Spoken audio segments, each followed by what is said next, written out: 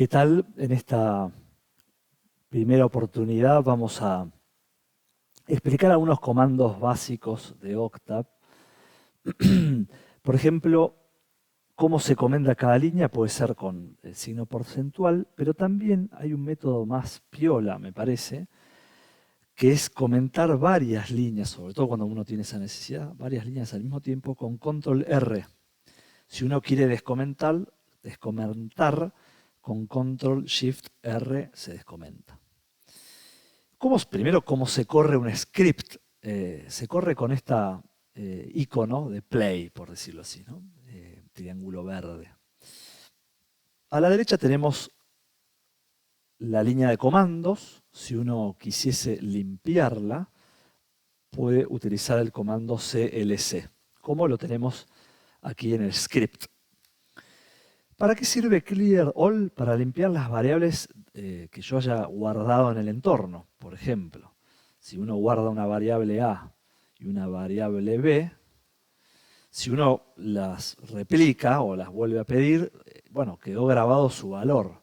Ahora, si uno pone clear all, borró todas las variables, de tal manera que si yo pido por A, me dice no la reconozco.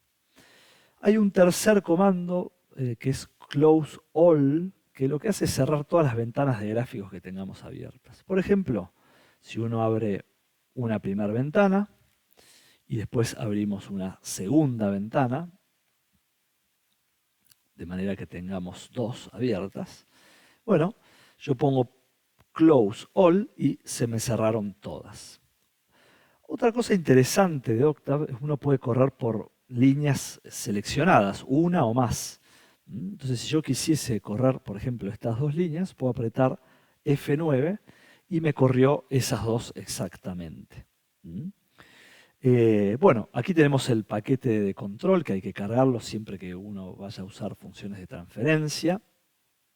Esta línea de comando me define, me define la S como la variable de Laplace, entonces todas las S que van a aparecer después las va a tomar como tal. Bueno, básicamente las constantes se definen con un igual, y hay un punto y coma que sirve para decirle al Octave si uno quiere que muestre el valor en consola, acá al lado, o no.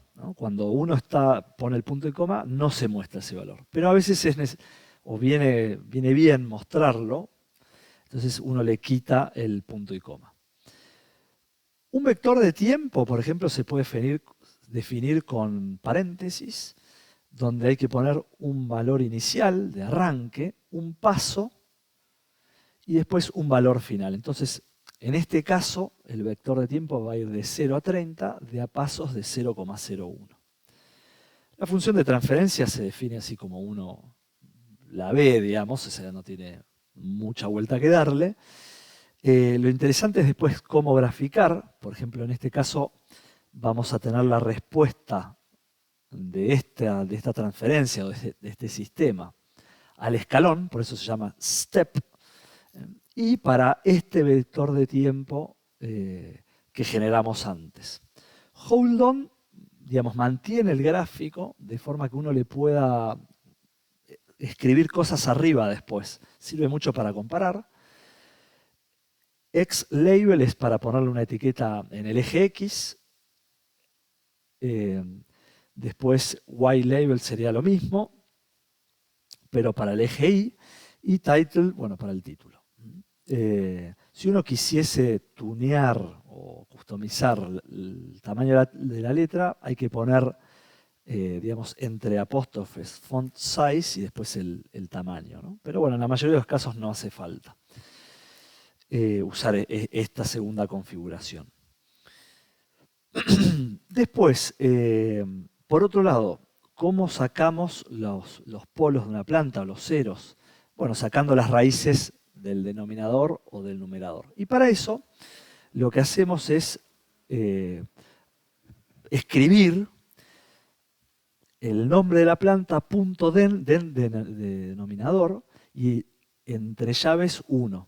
Por ejemplo, si yo aprieto F9, ahí, bueno, perdón, no lo corrió el script. Ahora lo corrí con F5 también, es lo mismo que que haber apretado este valor que está acá, perdón, este botón de run. Bueno, si uno pone, por ejemplo, x0t then, entre llaves 1, lo que hace es me da los coeficientes de manera ordenada del denominador. Fíjense, acá arriba está la función de transferencia y aparece un 10, un 8 y un 60. Lo mismo que aparece acá. Entonces, un truquito para recuperar la última instrucción ingresada en la línea de comandos es apretar la flecha que es hacia arriba y me vuelve a reescribir ese comando. Entonces, si a ese comando yo le agrego roots, me va a sacar las raíces de ese polinomio. Y en concreto, ahí me da el resultado. En el script también tenemos el cálculo de los ceros. Si yo aprieto F9, ejecuto esa línea concreta del script y me da que tiene un 0 en menos 7,5. Bueno, ¿cómo generar una entrada de tipo pulso? Para saber cómo responde el sistema a un pulso. Bueno, se puede armar de la siguiente manera. La línea que hay que mirar es la 53. Armamos un vector que se llama R, que básicamente son 3 vectores adentro, concatenados.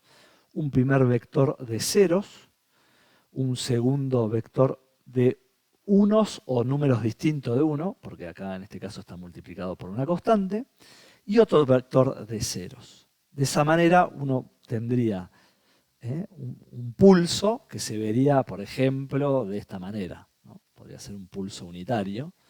Bueno, esto es básicamente lo que va a hacer la línea de comando en la cual se asigna a R ese vector.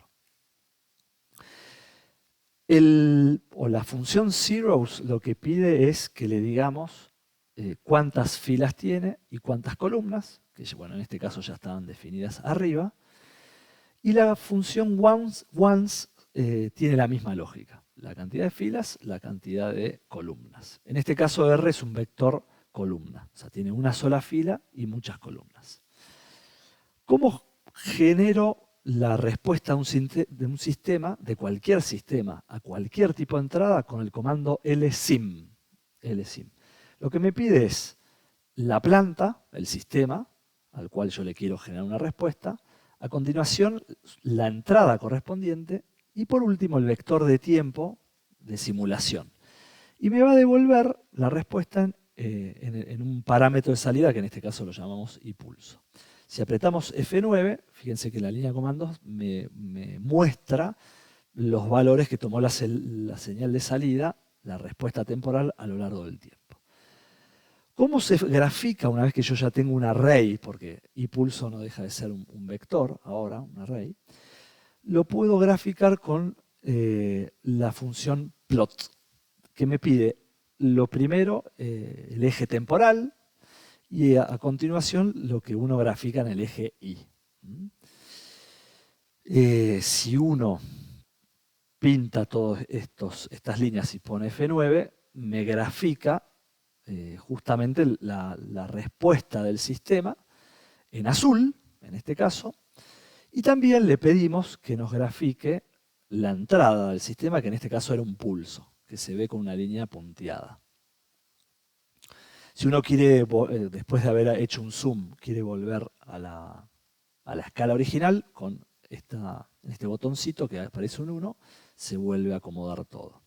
Como verán, acá sale un carácter erróneo. Eso es porque a veces no acepta acentos el sistema. Entonces, en ese caso, a ver, efectivamente, le cambiamos el acento a líneas, a ver, y se corrige el problema.